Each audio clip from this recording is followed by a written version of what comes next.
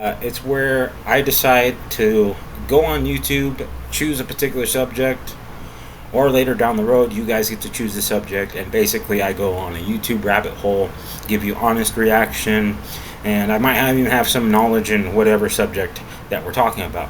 But today, this one's been bothering me for the longest time, and it's something that I wanted to talk about for a really long time. Is the bicycle industry and where it came from and where it has gone, and how that journey has ultimately shaped the consciousness of cyclists everywhere, and what we could possibly do to get back to that. But I want to touch on a couple of videos that I got here, and the first one is from Swift Fix Bike Life with Greg, and he's one of the newer ones that I've been kind of paying attention to, and noticed that he's got a really good insider's look to the industry as it sits now and how it was just maybe like 10-20 years ago.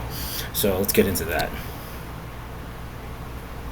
Bike shop owners, bike shop employees, they're trying to explain what is going on with the bike shop industry and the bike industry in general, and I think they're somewhat off the mark, or they're not covering everything.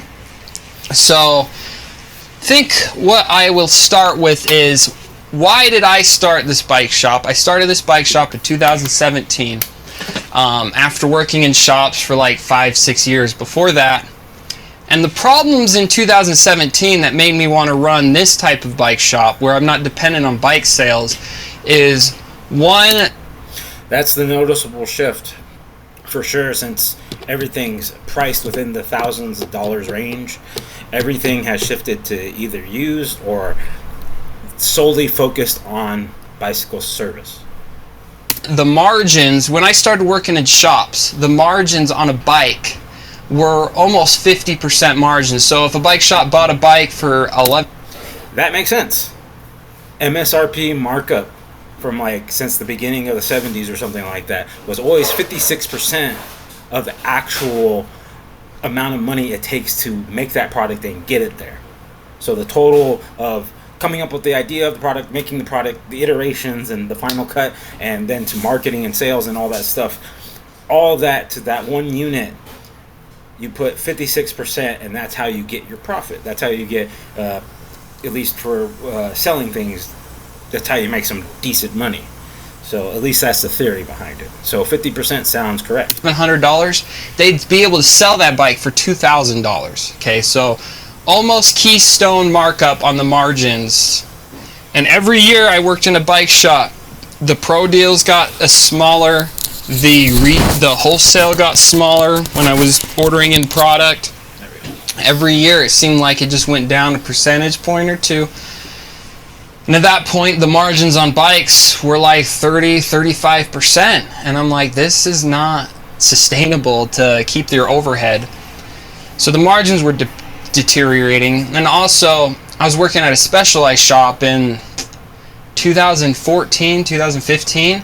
And right about that time, the Specialized mountain bike full suspension patent called the FSR design, it was running out of the patent that year. So the next year, there was going to be tons of bikes with that suspension design on there. It had been 20 years since the patent.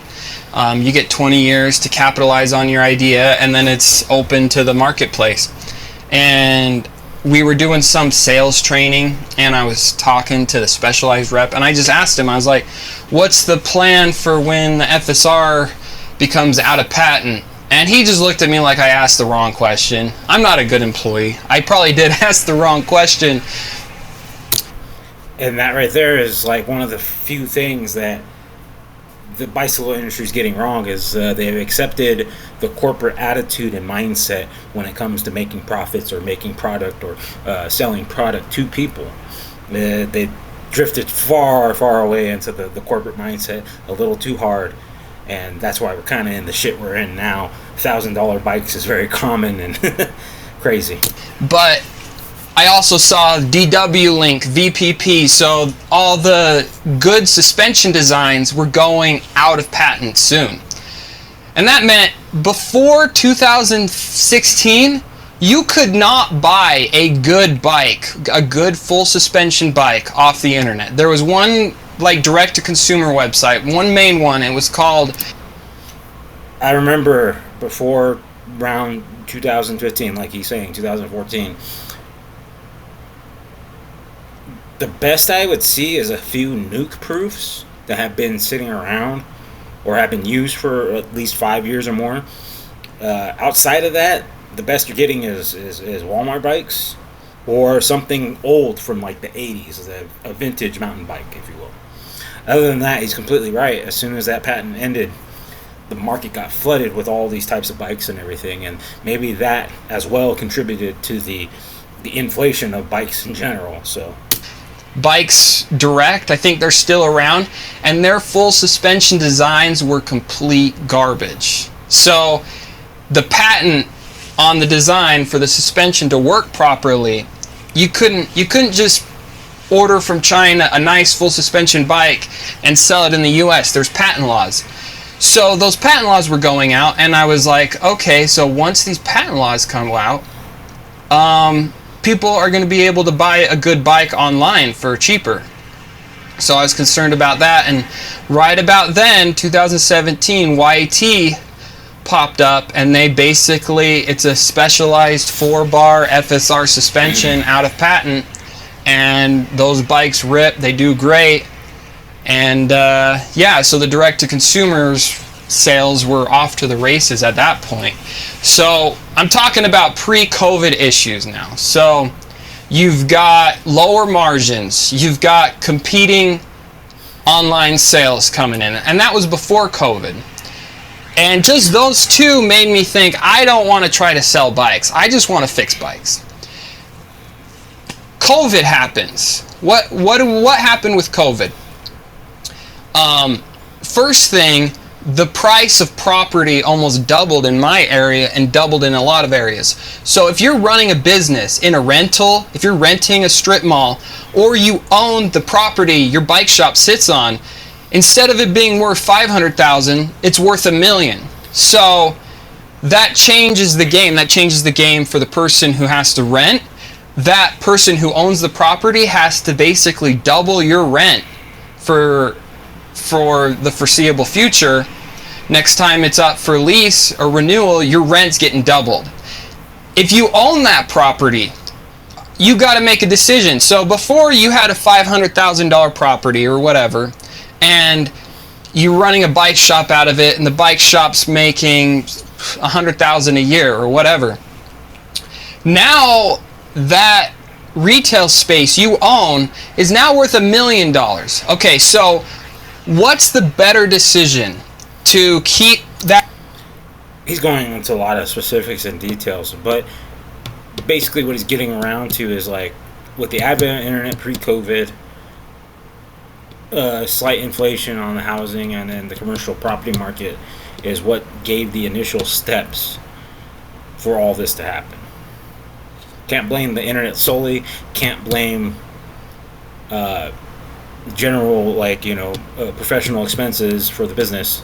Let that be the determining factor, and I know it's not. It was most definitely COVID, just like how he mentioned.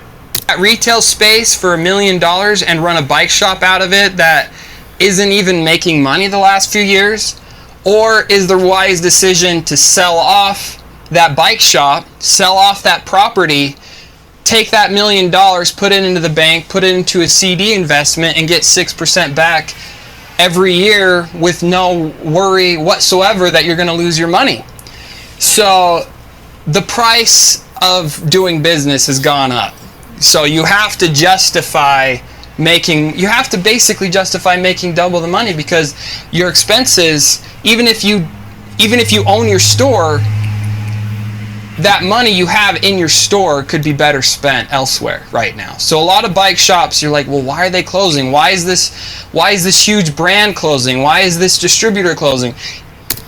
I think another thing is not only direct to consumer sales, but also the proliferation of, like, knowledge of how to fix bikes. Also, there's a big proliferation of, like, people willing to repair bicycles for free or for non-profit. There's a lot of non-profit bicycle shops out there. There's actually one right in my town. Yeah, if you have such an abundance of those with extra bikes and parts and everything, a lot of the times, like, if they're not worried about a status symbol and they just need transportation or something fun to do on the weekends and recreate with, 9 times out of 10 they're gonna go with the free or the cheap low income option. The only time that you notice people really buying a bike outright, even if it's online or at a store, there's a bit of a status symbol that comes with buying a new bicycle. I felt this before with a few bikes. It makes you feel cool. You feel like you can go faster. You feel like everybody's staring, because they kind of are. It's a new bike. So it looks good. You're going fast. Your hair's flowing behind you. And so I think a lot of people, at least the smart ones that didn't want to spend the thousands of dollars, and they just said, I want something that works and lets me go, they're going to go with the no cost to low cost option. Even if they find something cheap enough out there. I mean, that's kind of one of the reasons why bicycle theft is so prevalent. Is it basically, on a legal stance, nothing gets really done about it unless you yourself do your due diligence and chase these people down, track them with GPS, and have all this, proof with you to show that it's your bike and that they stole it from you. And you would have to put in the work to become your own detective and solve your own crime, essentially. And that's the only time they really take it seriously. So I can understand the shift towards shit. If I can get it for free, I'm going to get it for free. That kind of has to do with it. It's the money. Where is the money best well spent? Where is your money best invested? So that's the big issue with COVID. Property values. Second issue with COVID is the tariffs and the inflation. So you used to be able to buy a really good bike for like $2,000, a really good full suspension bike for $2,000. And if you wanted to save money, you could buy a direct-to-consumer full suspension bike for like $1,400. Okay? Saving that $600 isn't as big of a deal when the bikes don't cost as much. But now, with inflation, you've got to spend at least $3,000 to get a good bike. And then you got at least to spend $3,000 to get a good bike. But then you can go online and buy one for $2,100 instead of $3,000. You can buy one closer to what you would have paid for pre-COVID at a bike shop. So the higher the prices go with inflation and tariffs, the harder it is for someone to convince themselves to go into a bike shop and pay the 30% markup. He said it, but he said it from the rich man business perspective. I said it from the everyman, just, I want to save some money but have fun perspective. And I think that's the perspective that has left cycling. The idea of just having fun has completely left cycling. You know what the idea of fun is in cycling now? Comparing your fucking bicycle and all the parts on it and how much you spent as a status symbol. That's why I just ride alone. I don't care about your bike. I care that you're riding and that you're riding safely. But at the end of the day, I might say nice bike.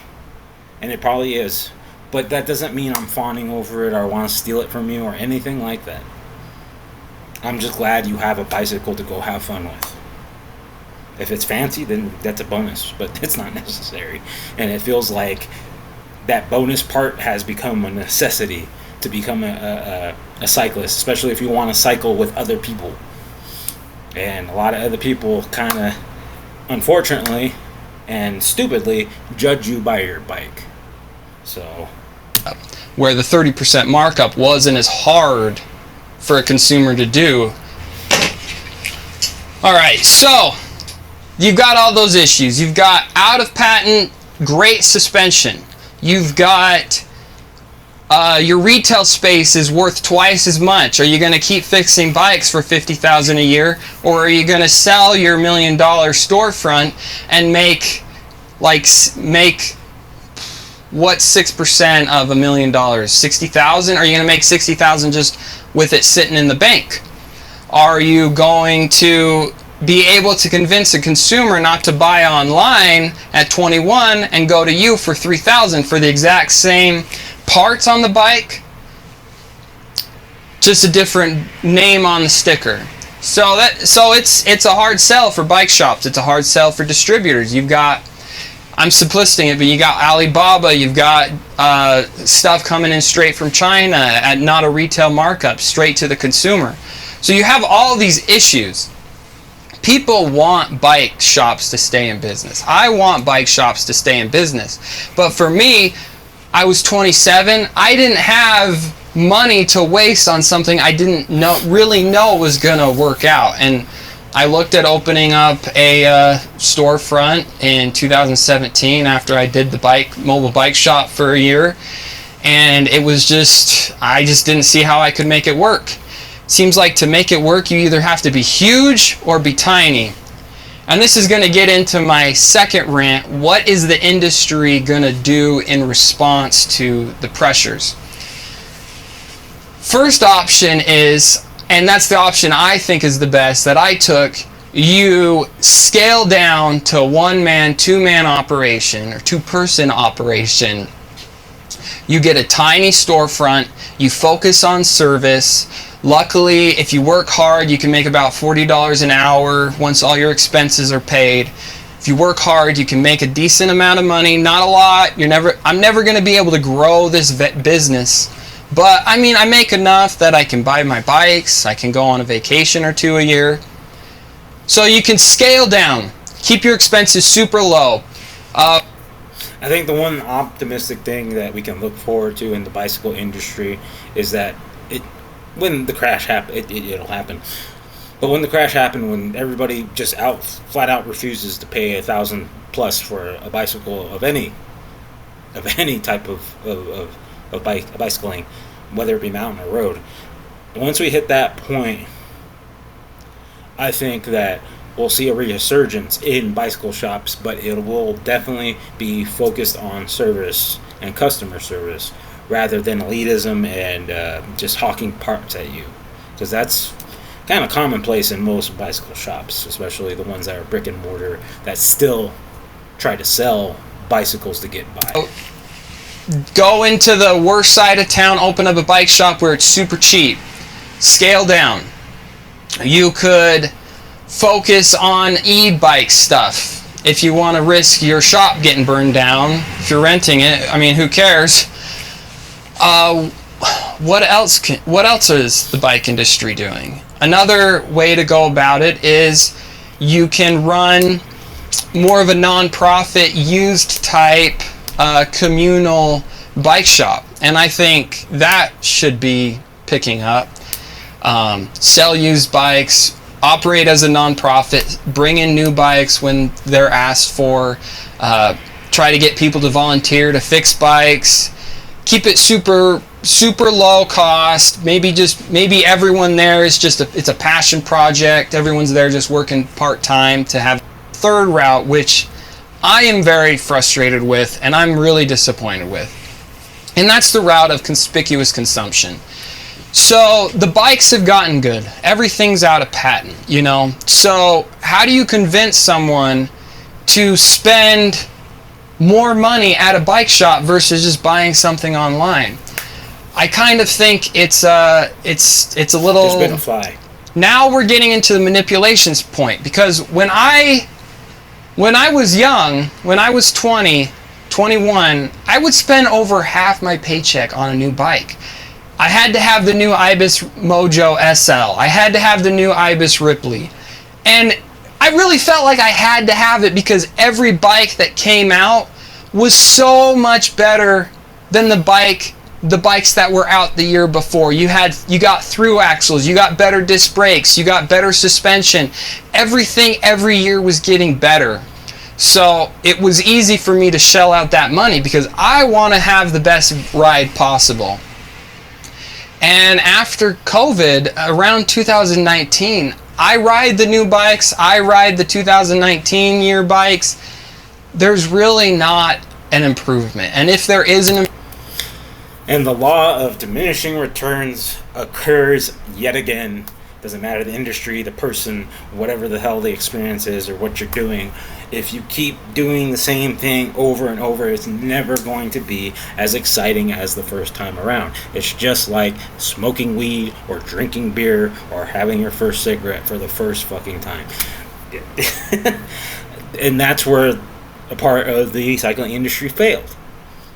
They thought they can pop these things out like iPhones and just slap on a whole new contraption or derailleur hanger or whatever it may be. Just slap it on there, change up the paint, change up the geometry just a little bit so they barely notice, but notice it just enough. And they got you. And they ramped it up ever since COVID happened. And I feel mostly bad for the cyclists who drink the Kool-Aid. And there's a lot of them out there who make a ton of excuses for the products they buy and the corporations they buy them from. And it typically is, guess what? High-end road bike, high-end gravel bike, high-end mountain bike users are exclusive to having this type of mindset that is destroying cycling. You guys forgot it was about fun. Improvement, you're getting seconds on the, you're getting, if you go on an hour bike ride. Those types of Freds are the worst. Those types of cyclists are the worst, where they're buying the newest thing every year, every single time that they, or chance that they get, or they have a little bit of enough in their account, and they think it's going to make them faster. No. Riding your bike more and actually enjoying it will make you faster. Ride. If I bought the fanciest, nicest $10,000 bike from Yeti or whatever, I might get 30 seconds faster on an hour-long bike ride.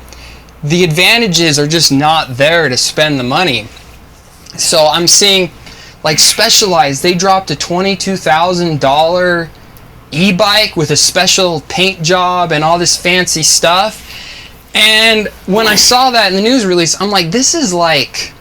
They're marketing bikes like companies market Rolexes and designer handbags.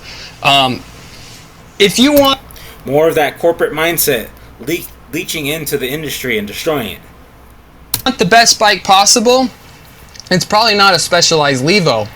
If you want to signify to everyone while you drive around in your car and you have a $22,000 bike on the back of your car, I call it the Rolexification of the bike industry. So, very common. Those types of person he just described.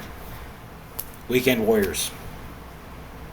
Absolute weekend warriors. And I mean that in like the best way and the worst way. You can't beat them on quality. You can't beat them on price. Okay, let's market this so we can beat the direct-to-consumers on prestige. And what does me owning this bike signify? That's exactly what I was talking about with that iPhone comparison. They just changed it just enough to keep that prestige of having it. Just like the iPhone, everybody buying the iPhone. They did the same thing with your bikes, and you drank the Kool-Aid, and you most likely fell for it. I have never purchased a $1,000 bicycle. I am not fucking stupid. To the world. I can't stand it. I like to ride bikes because I like riding bikes. A bike is a tool. You know, a watch, is a watch a status symbol, or was a watch to tell what time it was? If all you care about is telling time, go buy a Timex. If you want to feel like you're rich and you want to symbolize to everyone what he just said there, all you're doing is just jerking yourself off with your new $1,000 purchase bicycle. And at the end of the day, at the end of the 5 years, you're going to turn around and sell that bitch and just forget about it. Who you are, how much money you make, you go buy a Rolex. So I feel like this sounds bad, but a lot of bike shops, the way they are going to stay in business is by signifying that they are the Rolexes. They are selling the Rolex. They are selling... Sounds like Specialized and Trek. Especially Specialized. Anybody who rides it, oh man, they're like vegans. You'll know if somebody rides a fucking Specialized. The bike that will make you look like you've succeeded in life. You've got this. Like, really, ask yourself, who the fuck wants to be around a person like that? To have that's that mindset where, like, the thing I purchased at an exorbitant price makes me important. Makes my opinion matter. Specialized Levo, the special edition paints, $22,000. Was all over. You've got the SRAM transmission, limited edition, 1985 or 1987 colorway. It's even printed on the chain. None of this is about riding a bike. You know, if it was about riding a bike, you'd just go buy a good bike. You'd spend $5,000 on it, $3,000. This is why I like Japanese bicycles. There's no frills. Zero. None. They know it's a mode of transport and a form of recreation and nothing more. It's not a status symbol. And in fact, a lot of those Japanese bikes are 10 times the quality of anything that you'd get here. Especially if it's steel. American steel bikes, those high tensile fucking 32-pound things, no. No. I think we need to take notes from the Japanese bike builders and the bicycle industry in Japan. And you'd be done. So I'm making this video because I explain what's going on with the bike industry, but more importantly, I'm a little annoyed with the route the bike industry is making. Enough complaining, I gotta get working. I gotta climb the roof. See that? To fix this broken fan. And he just goes into his little thing about his roof or whatever. I don't care about that. Let's see. Let's catch another video. I like Pathless Pedal. He's a bit of a nerd, but he's a good guy. He can be a little long-winded at times. But he's a good guy. Trying to give you a bit of the truth. Hey there everybody, we are here at the first annual MADE Show in Portland, Oregon, an amazing collection of bikey stuff. In this video, I'm going to ask these industry vets what they think are the most overrated and underrated things in the bike industry. So let's hear what they have to say. So we're going to ask you 3 questions that we've been asking everybody at the show so far. First one is, what is the most overrated thing in the bike industry today? Overrated, boy. Beatitudes. That's a laundry list. Most overrated is plastic bikes. Overrated. Ooh. I feel like chasing Gravel bikes. Gravel bikes are mad. the latest and greatest components. Yeah. Because even at like I'd rather go and buy a vintage mountain bike than ever buy a modern gravel bike. What a ripoff. I mean, if you want a wider or a bigger wheel, I can understand that, but I think there's other bikes out there that you can still pull that off with and not drop over $1,000. the lower and mid tiers, they're really good. It's like internally routed cables. As an engineer, I can see where people have come from in a lot of different places, but one thing that just really irks me is different free hubs. I would really like it to just... I absolutely cannot stand loud free hubs, loud free wheels. I don't want to hear you coming. I don't want to hear the repetitive crack. Like you're consistently cracking somebody's spine and it just doesn't end. No, I'm good. stay, HG, and a single-speed free hub. Outboard bearing bottom brackets. Overrated headset. I mean, you're not doing bar spins. You know what I mean? Like, you only get, like... I want to go back. A HG and a single-speed free hub. Outboard bearing bottom brackets. Overrated headset. I mean, you're not doing bar spins. You know what I mean? Like, you... Outboard bearing bottom brackets. That... The stuff that the industry can come up with to sell you and get money out of you. You only get, like... Insane. If you feel my headset, like, I'll let headsets go until they're, like... Indexed. But, you know, but when you get on the bike, you never feel it. As long as the ball bearings are somewhat round. Rated, probably UDH. Yeah. And I'm speaking that I'm showing a UDH bike here. It's wide handlebars. You don't need bars that wide. Overrated. How wide are we talking? Because I can understand mountain bikers needing stuff that wide. I've seen some of the mountain bikers, they got wide handlebars. Gotta have control. Electronic shifting. As a bike builder, overrated. 100% agree. I despise electronic shifting. Why am I going to carry the weight of more batteries? I thought we bought carbon fiber and aluminum bicycles to get light. Why are we throwing batteries into something we want to make lighter? There is internal routing. Yeah. Second person that had issues with internal routing. I don't have an issue with it because it looks clean, but I just don't have the patience to set it up. Only because it's kind of a pain. The most overrated thing is weight. If you're trying to win a Tour de France mountaintop stage, I am in big agreement with this one. Too many people so obsessed with the weight of their bicycle, and it's like, dude, you're not even Cat 5. You don't race. What are you worried about? finish, it matters a little. I can understand wanting to be fast. Maybe some of you got Strava or whatever the fuck you got going on. But at the end of the day, you're just, again, you're doing that. And at some point, if you keep doing that, it's going to take the fun away from cycling and you're going to stop doing it. It matters. For virtually everyone else, like, the fractions are really minimal. I'm not a big fan of... Right there, the fractions, the amount of gain you get is so nominal, you will barely notice it. Wireless electric shifting. I'm a mechanical guy. This is a safe space for that. The most overrated thing is 3D printing. So many things are too elite, too expensive, and not accessible to people. And so I think like the most overrated thing in the industry is price point. I would say, Racy Geo. Yeah. I want a comfortable bike. Like some technology, I think is just like turning on the tech. I'm not against racing geometry because there are times where you need to get aero, and if you're on a decent flat, it feels good to go fast. Not saying we're trying to go fast professionally, but it's okay to go fast. Technology gun and the design gun for and like hosing everything down is kind of ridiculous in some ways. That's largely where a lot of my design and my aesthetic comes from, is like using things that have been around, using technology standards that have been around long enough that I know that they're not going to. Look at that bike. What a beautiful, solid built machine. Why would you make that uglier or add stupid shit?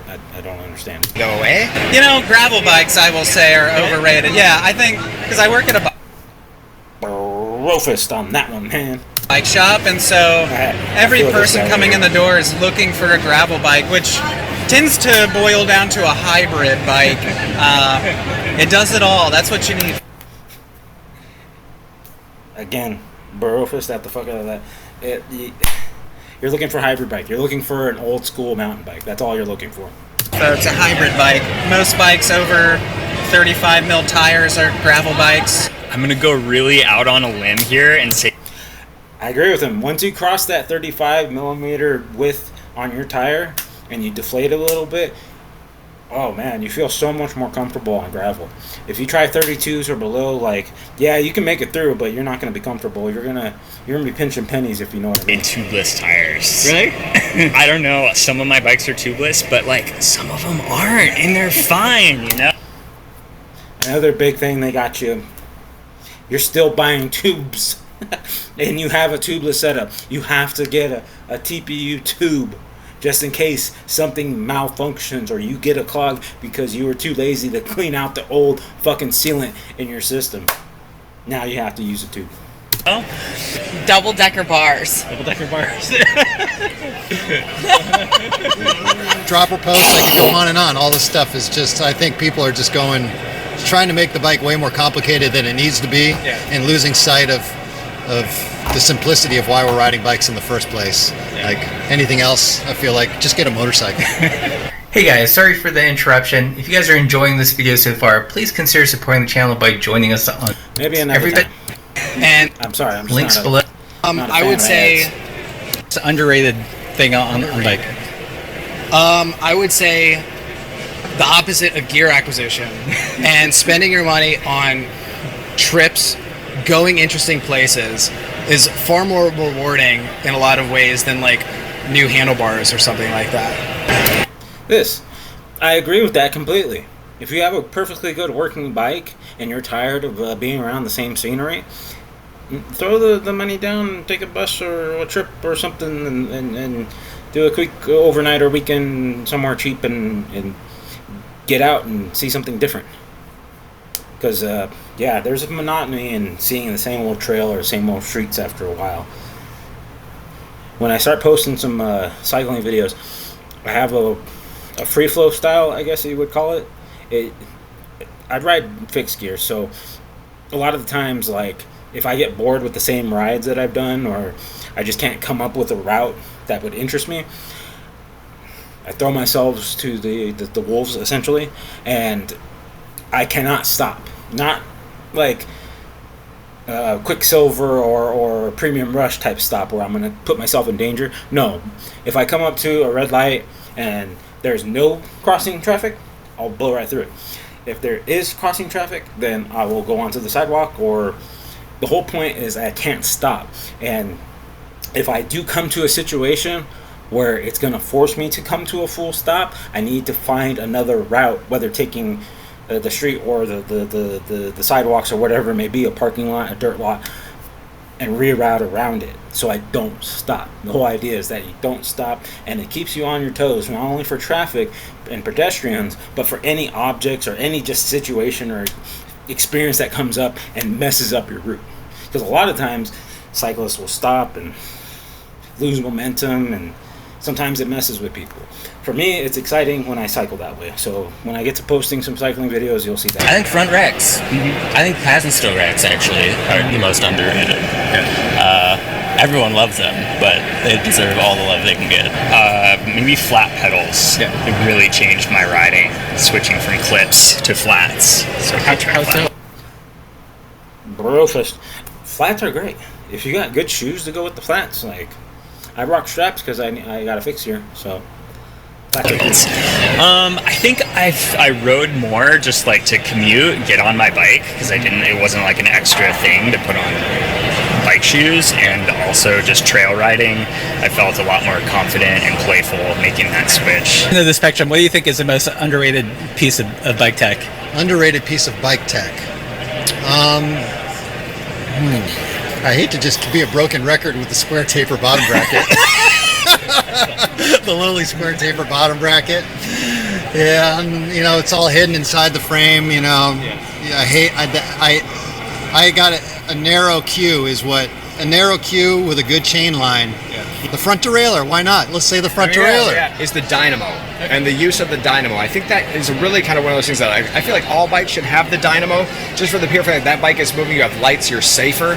I feel like that's underrated. Like a lot of your everyday cyclists don't understand that's a possibility. When we talk to them about the ability to have that wheel turn and illuminate, that like kind of blows their mind. They don't have to worry about charging lights or doing that. So I think dynamo might be underrated.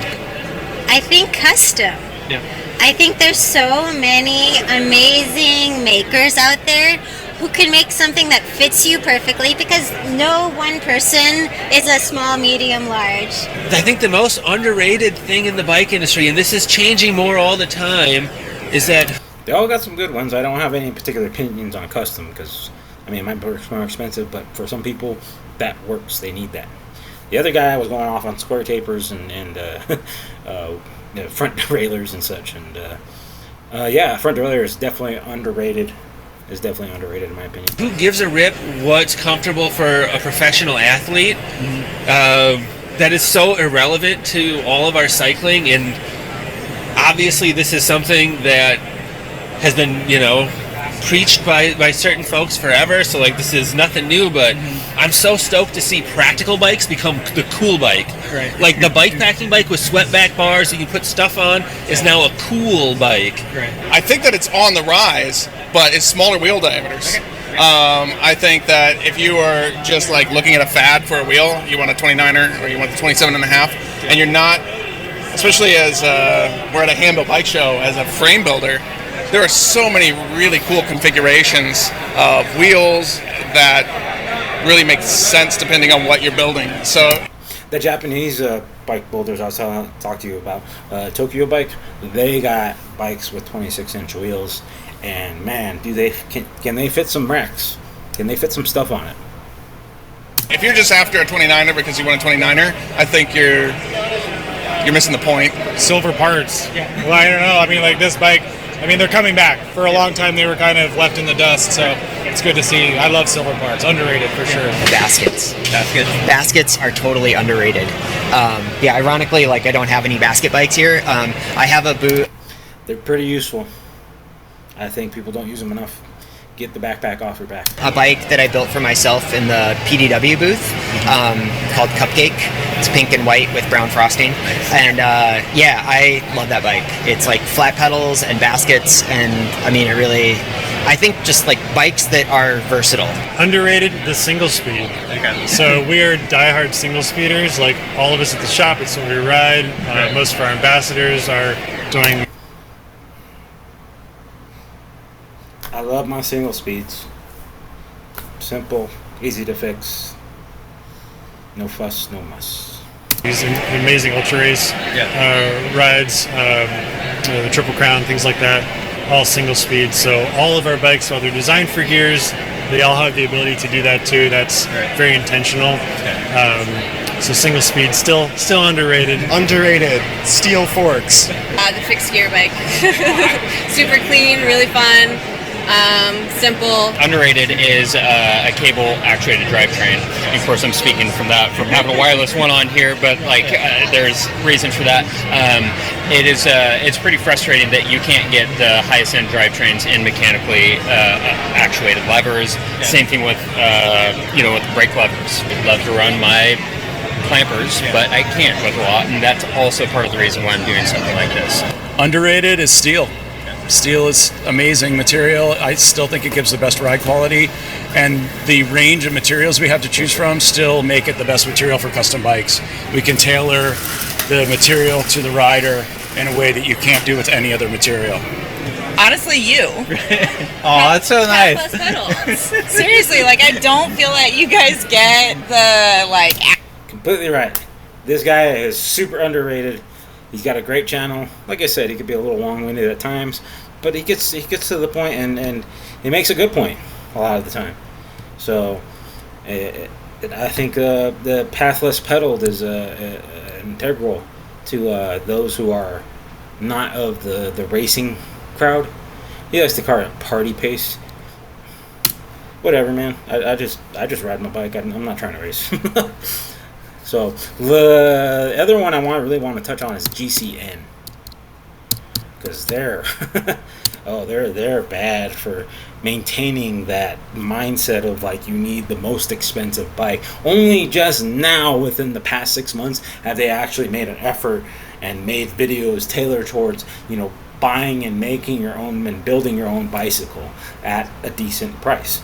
So, but other than that, they've always just promoted top of the line racing stuff, because that's what they're obsessed with, and so that's what their following is obsessed with. And unfortunately, that tends to be a large chunk of the cycling community. I'm not saying they're elitists. Yeah.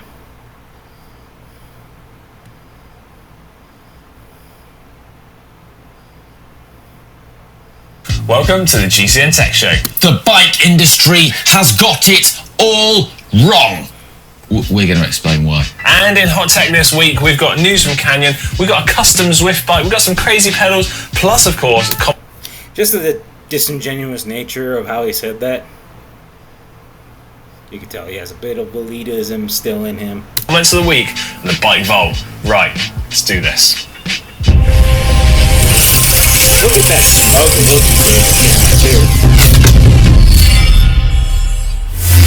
Okay, so this week we are discussing why you think... It seems like the idiot that would try to convince you to drink the Kool-Aid and that you need to buy more expensive, lighter parts. The bike industry has got it all wrong, and I feel like we need to discuss this further. Well, yeah, I mean, I'm mainly talking about the road bike industry. Okay. Okay. And I've been thinking about this for a while, and I'm increasingly thinking this way. So the vast majority of sort of marketing and R&D and bike development is all centered around the big French bike ride, which has just come. Ding, ding, ding, ding, ding. And guess what? The majority of people who buy your fucking road bikes, not your GCN, but I'm saying the bicycle industry, they're not racers. They're not fucking racers. The one thing that I think the bicycle industry should have taken from the music industry is definitely the idea of making Pro Line or Pro Series versions of the bicycles that they make. Because guitarists do that. When they realize, like, hey, not everybody has $500 to $2,000 just kicking around for a decent professional quality piece of guitar.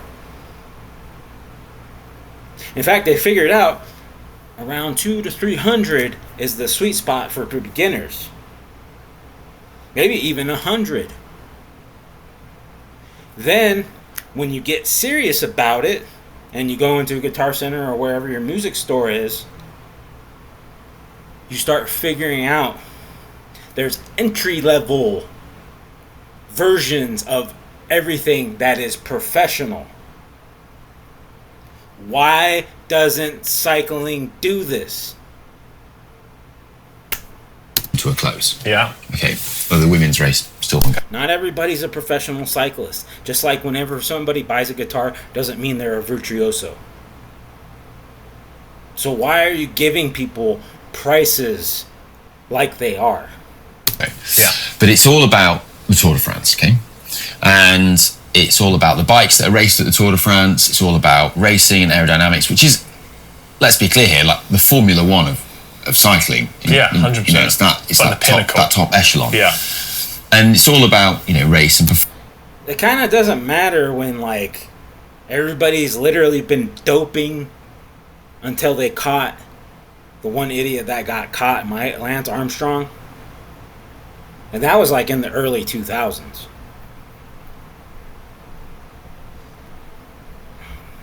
I'm just going to say it now. You might get mad about it, especially if you're a road cyclist.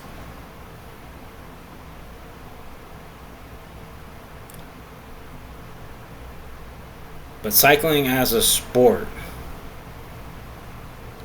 needs to stop taking itself so fucking seriously. I think UCI needs to be banished. You know who's got it right when it comes to competition, especially if you want to put money on it? Japan. Kirin Racers. They have no choice but to ride the same exact fucking bicycle as the one right next to them.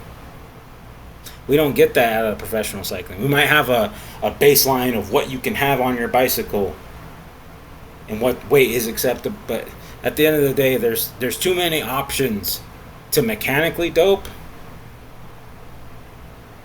or to cheat in some way. Granted, the past few years haven't been that bad, but they haven't been that exciting either. performance. And I love this. I think it's cool. I love the tech and I love all the performance stuff and I love all that. But I just don't think it's the best way to grow cycling. Okay. You fucking think? Duh. Hey, I get you. But Holy what do you think is the answer then? Are these teabag sucking idiots being fucking serious? Road cycling is so out of touch that they had to do a self-examination in order to figure out they are their own worst enemy. Road cycling is not the answer. Where are you going with this? A gravel bike. Right. And that was their fucking solution. A goddamn gravel bike. Okay. Yeah, I'm gonna be heating this one. I don't fucking like GCN. I slightly lost for words here. How can you possibly be saying a gravel bike is the answer to cycling and the industry's got it wrong? You know what the answer is? It's taking all that dumb fucking Lycra off, getting out of the fucking dumb clipless pedals, and just riding as a normal fucking kid would. Just a thought. I like gravel bikes. I do like gravel bikes. Right. Okay. Of course you would. You need to explain yourself here, like, because I feel like this is like a huge U-turn. Yeah. So, well, the first thing. Don't get me wrong. I'm probably thinking like, hey, just let people ride what they ride. That's fine. Go ahead, ride what you ride. But if I see you hopping around with a $2,000 to $3,000 gravel bike when you could have just got out and got an old vintage road bike, I will laugh at you. And I will call you stupid. And more importantly, I will call you stupid because you drank the bicycle industry's Kool-Aid. You did. The thing is to point out is that the bike industry has definitely recognised this, because there has been a big push for gravel. Yeah. And there has been a big, push into that sector. It's not new anymore, and it's still growing though. No, and it is growing, and it is like, this is their... Gravel cycling was the original mountain biking that they made in the mountains of the Sierra Nevada back in the early fucking 80s and late 70s. There's a whole documentary on YouTube about how mountain biking was created in the mountains of Southern California, or in California, and all they had was old road bikes with fat tires. That's it. And they were riding on fire roads and gravel roads. That's it. You literally reinvented the wheel, you idiot. There is a lot of effort into this, but the most effort, the most... You didn't even reinvent it. You slapped a couple fucking decals and some new colors and geometry and called it good.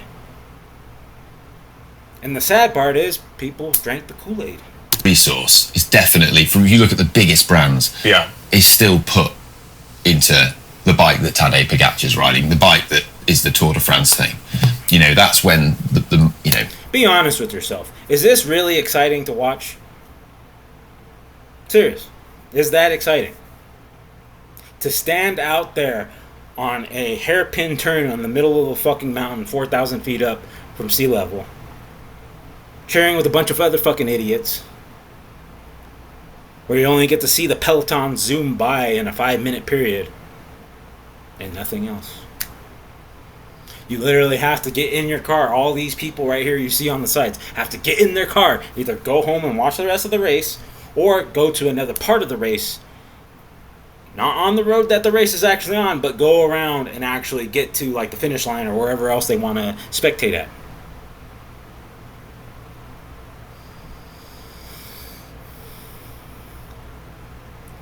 I hate to say it, but road cycling fans are stupid too. That's where the vast majority of marketing is as well, and that's it. But I feel like a bit of a change. Cycling's kind of like baseball. It's boring as fuck to watch, but so fucking fun when you do it yourself. Changed man. Well, I feel like you've got to elaborate on this a little bit more. Like, what's the reasoning behind this? What sort of led you to this decision? And I think everyone at home is going to be like, how can you possibly justify this? Okay, so what's really convinced me, I think, is a recent gravel ride we did up the off-road trail up the Stelvio Pass. There's a video over on GCN. If you've not seen it yet, go check it out. Blooming amazing, absolutely amazing and beautiful. It's a combination of like old trade routes from the Bronze Age right through to sort of. We also use these Italian World War I army trails that they used as well to get to the front line. Like mega adventure.